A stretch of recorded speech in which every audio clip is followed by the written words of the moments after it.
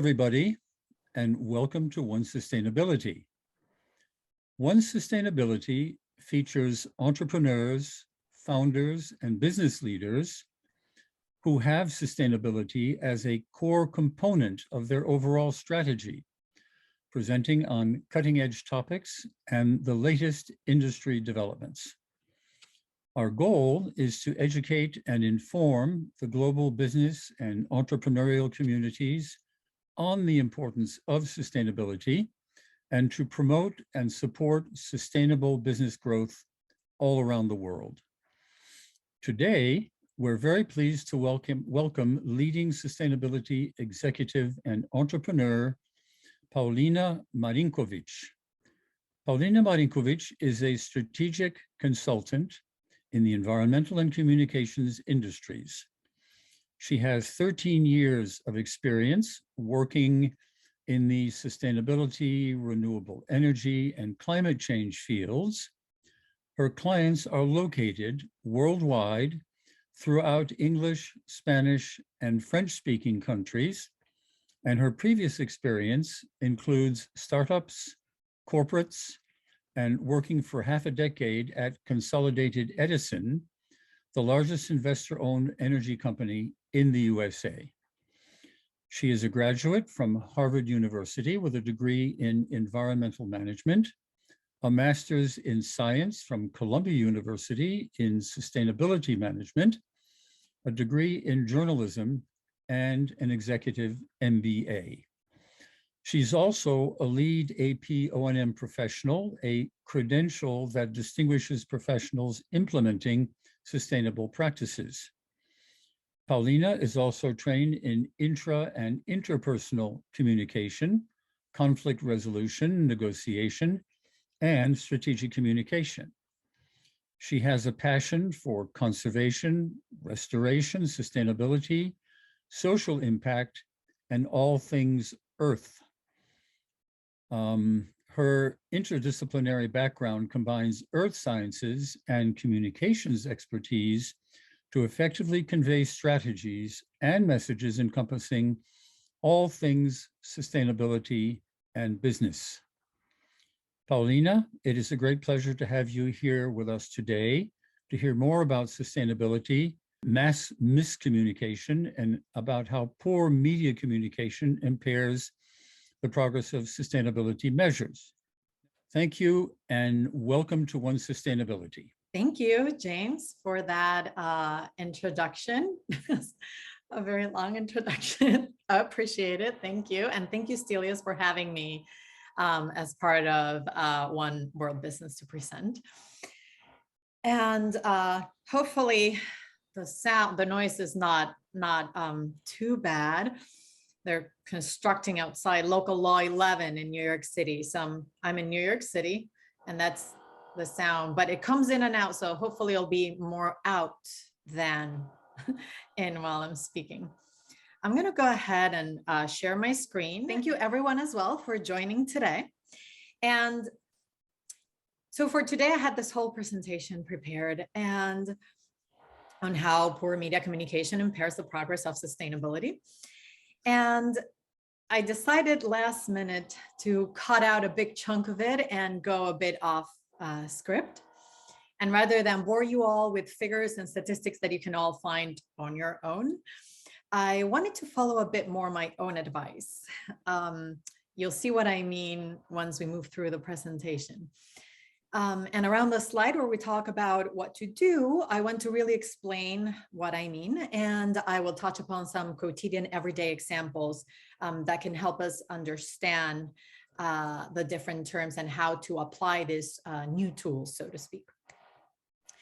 We will, of course, focus on the main elements of what is off in the media and the steps to take to use media in general to our advantage. So on that note, let's get started. So first, what role does the media play in sustainability? First is to translate science terms into layman's words. So a role of clarifying scientific jargon is important, right? So for example, positive feedback loop seems like something good, but in climate change terms, it's actually something negative. So translating science into an understandable and conceivable way is key. Make science accessible to the public. So through various media outlets, the science of sustainability becomes accessible to various kinds of group, cultures, ages. And this is done through TV, blogs, radio, social media, and whatnot. And it can help mobilize policymaking and activism. Of course, with clear, proper, accurate information, the media can help jumpstart discussions around climate change and sustainability topics, which can end up mobilizing policymaking, empower business, and changes in all kinds of sustainability measures at the individual and collective level. So what is miscommunication? It's a key term to understand before we move forward. And is failure to communicate adequately and properly. So how does media miscommunication impair the progress of sustainability measures? Let's first take a look at the sequence of miscommunication, and then we will look at some examples. So in general, we see this pattern taking place, not only in the climate and sustainability industry, but this also applies to almost, if not all industries out there. We have hyped news, inaccurate news, non-relevant, that are off topic, and bad news fatigue that leads to misinformed public. There's also, as a result, lower credibility in the information that is being fed to them from the media. And then people become hopeless. So all of this leads to inaction. So hype news, one of the biggest and clearest examples is the idea of an apocalypse coming our way due to climate change. I am sure many of you have heard of such thing in the last decade or so. So as we can see and experience by being here in this event, such apocalypse has yet to come. And the media has hyped the news, is spreading it, including apocalyptic pictures, scary messages about us continuing our life here on Earth, and basically a doomsday that never came within the predicted dates. So these kinds of hyped news led to lower credibility on the issue, kind of like the boy who cried wolf situation. So no apocalypse means there's no actual climate change, or at least not as severe as we thought. So there's no need to change the status quo, hence no need for implementing sustainability measures. So although hype news is great for calling our attention, it lowers trust and credibility. So one could say, like, monomaniacal focus on climate change, apocalyptic news distracts our attention from what can be done. So then nothing is done. So it just adds a lot of uncertainty and a lot of noise to public understanding of what really is going on. Then we have inaccurate news, either because there are incomplete pieces of information or just plainly wrong. We had that big rush of news for a long period of time. Some platforms still have it ongoing, like Facebook, that inform the public that scientists still have not reached an agreement about evidence that climate change is actually happening, or whether there is any anthropogenic side effect to it. Implication to it.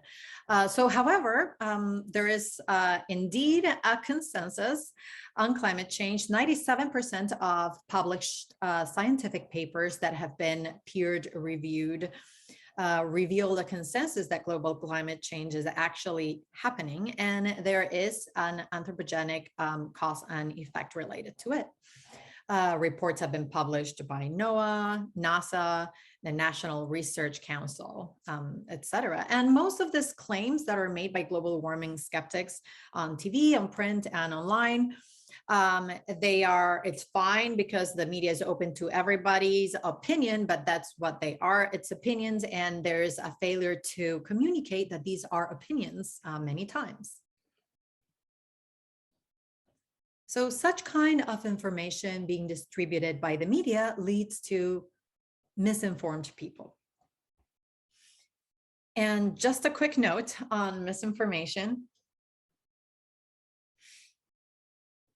Misinformation is in any information that is incorrect, whether due to error or fake news. Disinformation is deliberately intended to deceive. So here we are only focusing on the former. We will leave the propaganda and disinformation for another day. So as an example, working with YouGov and The Conversation, journalists in the UK surveyed more than 1,700 people and found that 46% mistakenly believe that scientists disagree on the cause of climate change. 35% incorrectly thought that scientists believe the sun has impacted the Earth's rise in temperature. Almost half the sample were unable to correctly identify 50% of fake news when climate change headlines were posted. 44% were unaware of how often they encountered misinformation online. Only 15% knew that switching to jet fuel made from mustard plants would reduce carbon emissions by nearly 70% was false. And 78% said that climate change misinformation is very or fairly damaging to efforts to tackle the climate crisis. 59% looked to their family to convey information about climate change that is trustworthy. So if misinformed people have the role to be the ones that are the main informants to their family members, then the wrong information keeps on spreading around and the cycle of misinformation continues. Then we have non-relevant news. So non-relevant to the general public, that is, to the scientists among us and all those in the sustainability and environmental industry fields, all these kinds of news are key and make sense, like the melting Arctic ice or status on ice sheets in Greenland or Goa's forest and whatnot. I mean, we've heard all those remote places having horrible happenings as a result of global warming. But what's that have to do with me anyway?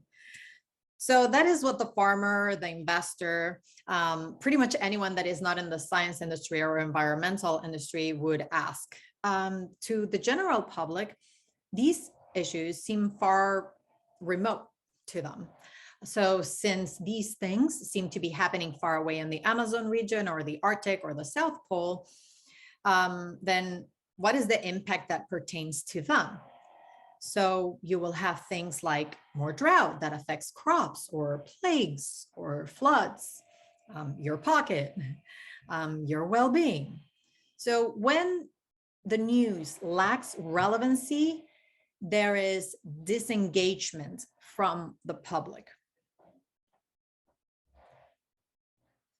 And finally, we have bad news fatigue. A survey from the American Psychological Association found that for many Americans, news consumption has a downside. So more than half Americans say the news causes them stress. Many report feeling anxiety, fatigue, sleep loss as a result from the bad news. It's also been found that news can cause symptoms of acute stress, mood swings, aggressive behavior, or even PTSD. 20% of Americans report constantly monitoring their social media feeds, which exposes them to the latest news headlines, whether they like it or not. And that makes you wonder this statement. So why do people pay attention to bad news in the first place? Well, the human brain is wired for negative bias, to pay attention to information that scares and unsettles us in order to protect ourselves. So just a primal response. This leads to hopelessness. So I believe is a thought we keep thinking. If we put negative thoughts in our brains, in this case, that we are doomed over and over again with so much bad news taking place, we feel hopeless. So why take any action in such case? It may be too late anyway. So nobody feels empowered to do anything. So we need a shift. How would that look like? And what would it produce? So making the shift, you can start by asking the following questions. Are you raising awareness or calling to action? And I'm going to rant a little bit here and with some easy examples to apply this to. So if you think about it, we have been raising awareness for decades about sustainability and climate change. But raising awareness on its own does not lead to action. So think about it. If you want your kids, a spouse, or whomever is living with you in your household to wash the dishes that are dirty in the sink, you wouldn't say, oh, wow, there's a pile of dirty dishes in the sink. Look at this dirty pile of dishes in the sink. Did you know there's like this whole pile of dirty dishes in the sink? And then you just keep on showing the piles of dirty dishes in the sink. Those dirty dishes may stay there forever. There's no call to action. You're just raising awareness that they're there. Then we have, is it doomsday style communication or actionable solution oriented? So not only can you call to action through the media, but the media can also be a communicator of existing solutions. Not everyone is educated on everything. That's impossible. So the media can educate us on what can be done. What are these options? What can I do that is in my power that can make things better? And you can make people feel powerful. When someone can do something about anything, they feel powerful, they feel better. If you disempower people and tell them it is all up to some greater power or government, or just to sit and wait, or nothing can be done, and add doomsday news to every day, nobody's going to do anything. If you get sick one day, for example, with a chronic illness, and I'm your doctor, and I show you every day, this is what you have, here's how it's looking, this is how it's getting, here's your illness, nothing you can do, today is worse, this is where you are at, now we just sit and wait and, enjoy whatever anything else that you're doing. So if the expert is saying there's nothing to do, why do anything? Few people will feel compelled to do something in such circumstance. So is the news or message relevant to the listeners or readers? Is it connecting to their beliefs?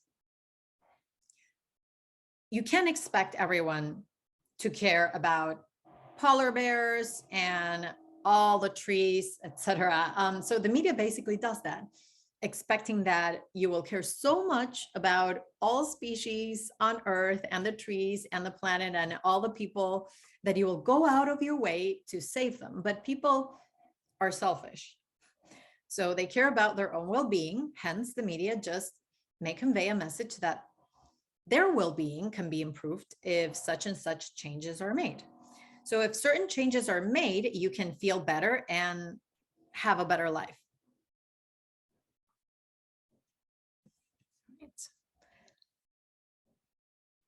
And 4, is there anything positive in what I'm communicating? So for this one, I want to put out an easy example, which happens with stocks. So you all know that when the media shows bad news about an individual linked to a company that holds a stock in the market, maybe he did some slept with somebody, stole, but moved the balance sheet the wrong way, whatnot, then that particular stock goes down, regardless of the company's financial state. We also know about overvaluation, right? So even if companies are not doing that great on their balance sheet, some companies have stocks soar and everyone invests. So whatever the media says can impact how we behave. That being said, if there is positive messages being conveyed via the media, perhaps something positive for every piece of bad news information that is being disseminating, then we can impact how we behave positively. So with hope, which will increase given this, there's greater movement towards where we want to be as a society. We can create a positive action loop, which is number 4. Now, don't go trying looking for some of these expressions or statements, since I put them together myself after careful consideration of the evidence that is out there to see. All right, so let's see how an enhanced model of communication would look like.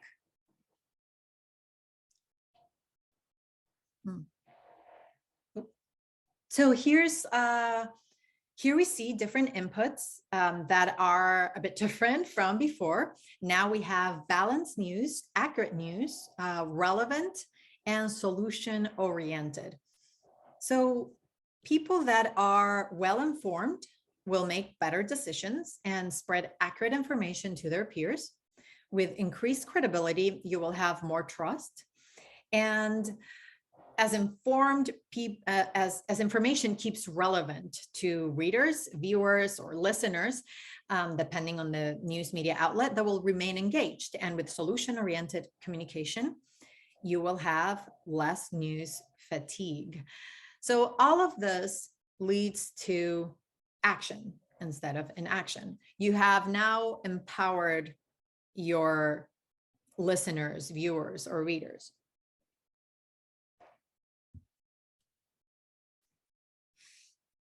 All right, so what does this action look like? Since there's greater hope that we can live a more sustainable life here on planet Earth, given the new media strategies that we would be applying, we will have greater focus on solutions, finding them, investing on them, applying them. And here we have just a couple of effects that would strain from this. Everything from more people adopting sustainable behaviors to an increase in sustainable product purchasing, greater investment in green tech, renewable energy, energy efficiency, artificial intelligence, and other sustainability businesses and services, increase in impact investment, and philanthropic funding. The world is your oyster. So, and it has been shown that when a group of people take action, more join. So, for example, just think of a wedding, right? And like the dance floor is empty, and then nobody's dancing, but one couple goes, then another couple goes, and then everybody feels more comfortable to stand in and go start dancing. So then you get a ripple effect. So everybody does have an important role to play in making a change. And then you create an entire movement. In this case, there will be greater investments into all things sustainability, as we can see on this list.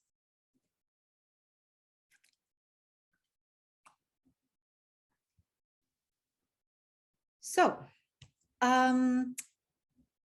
we see the positive, we saw the positive effects of making the shift in the way we use the media.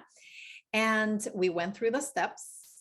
Now, bear with me a minute, give or take, on a quick PS that I thought would be important to note.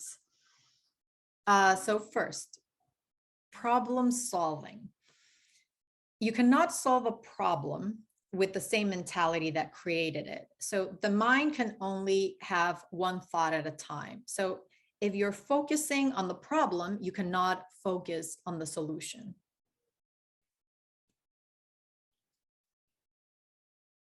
Facing reality. So with the constant facing reality, what is now, when the media and people, each of us, say, look at this, look at that, this is what is happening, this is how things are. And you face reality all the time, you never look at what can be. But how can you not face reality, you would ask, if it's on your face? The media is showing all these horrible things happening. So there must be a shift in the focus towards what can be from the media, the newness, discoveries, innovation, and the good change that can come about that. So a simple example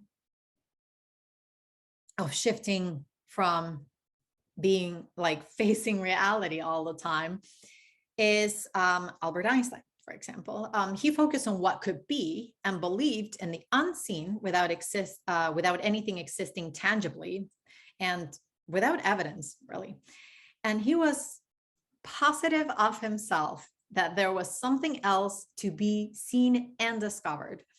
Without him shifting his focus like this, we wouldn't have, he wouldn't have been able to devise the theory of relativity. So we have faced reality enough, and we are aware already. So now the next step is to create a new reality. And then we have message alignment. So the journalists at this event may know about the 5 whys of journalism, who, what, when, where, and why, as the fundamental questions to answer to tell the story or a piece of news. But in this case, the core of what propels the communicating something should be what's the message a catalyst for? So ask yourself, what is it that you want to convey? Is it to propel positive change, to have others feel hopeful and empowered, to be part of this creation of good change? Then you have to shift your message to match that intention.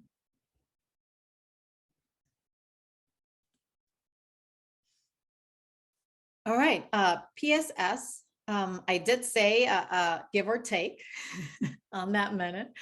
So I think that we need to move a step forward from the current notion that we have of what sustainability is defined as. And here you have it. You can see the definition: meeting our own needs without compromising the ability of future generations to meet their own needs. If we keep talking and conveying messages with the same sustainability ideas that we've had in the last decades, then a lot of people will be disengaged. Instead, it should be more about telling everyone, okay, yes, this is happening, this happened, and instead ask, don't you want to live a better life?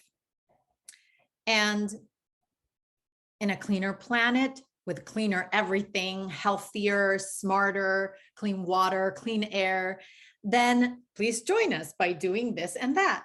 And here are some possible things and solutions you can do. And this is what other people are doing. So then people, at least not the majority, won't say, oh, nah, I wouldn't want to live a better life. I think I'm going to make myself exempt from these efforts. And I'll pass on that.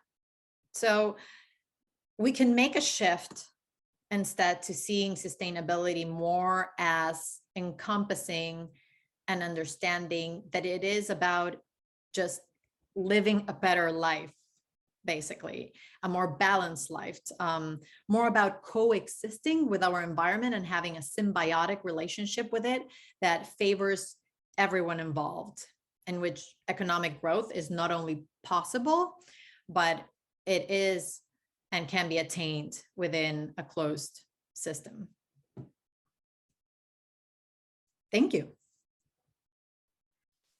Well, thank you so much, Paulina. This was extremely important and so interesting. I do have a couple of questions. First of all, you know, what you say about all the misinformation and so on is so true. And we know that behind the scenes, there are many powerful interests that want to make it clear that the truth will never get across. And there's so many examples, I don't need to go into them, but there is powerful money, powerful interests, powerful political influence, and it makes it very difficult. In different parts of the world, it's interesting because other parts of the world are more open to listening. Yeah. And sustainability has made more progress in certain places, in particular in Europe, than here. And we know why. And then we have all the issue of greenwashing, where a lot of companies are trying to prove that they're doing good things, but they're actually not, because they're hiding other interests. So even if a new enhanced mode of communication was developed, what would prevent it from being attacked on all sides, in particular in social media, to make it credible? Because this is the current situation, where whenever people try to bring out the facts, many others deny the facts, and they try to present other facts, and so on. It's an endless, you know, it's an endless project. And you mentioned Einstein. I don't know if you ever heard this. Einstein did say, it is harder to crack a prejudice than it is to crack an atom. Yes. So in this situation, what can we do to overcome all these issues that constantly block us? Yeah. So a couple of things is a really great intro to your question. And I think that it goes back to what I was saying, like, you can feel hopeless and disempowered. And the first thing that I would say is there's more things going right on this planet than bad things. Otherwise, we wouldn't have even be able to be having this presentation and connect. The Earth is still spinning on its orbit, and all planets are perfectly aligned in perfect proximity to Earth. So it's pretty amazing that how a lot of things are still working well and in balance. I think that there is like more good people that want to do more good things. So if some of all of these good people that want to actually do have a positive impact, I don't want to say right or wrong, but have a positive impact and produce good change or innovate or move forward. I mean, we've had things in the past that have taken place in our planet, and it has only propelled for greater innovation and creativity. So if everyone kind of conveys that empowerment and hopeful and message, and instead of saying, well, there's nothing to do, then, like I said before, is like the mind can only really focus on one thing at a time. So if you're always including a little bit of the bad, then you actually won't be fully empowering all your neurons to do all of the good. So I feel like first it requires our internal mind shift that we do have that power, and then just mine our business. And as we mine our business of having that positive power, you will actually end up partnering with other people that have that same vibration, that want to make that change too.